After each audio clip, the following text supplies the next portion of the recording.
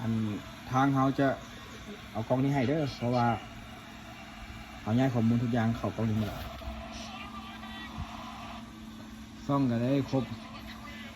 ทุกอย่างเนาะว่าจะเป็นซ่อง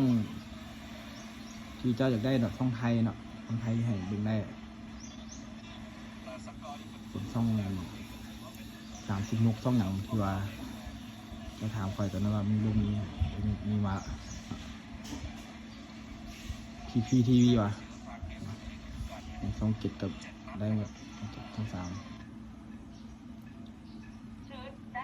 รู้สึกได้เลยว่าจะมีประเด็นเสมอในเรื่องที่ว่ามีคนรอบข้างจะรู้สึกว่ามันก่อความรำคาญแต่ว่ามันก็มีแสงสะท้อนน่าจะแอบทีวีที่ว่าเจ้าถามเลยผมบ่เห็นได้ไหม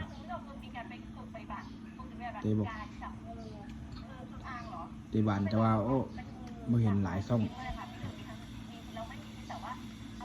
ได้คมแล้ว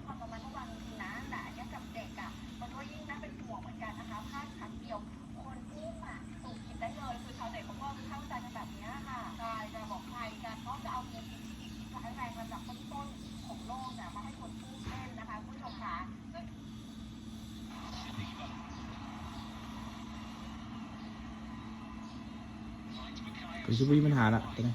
นี่ร้อย70 ไปครับ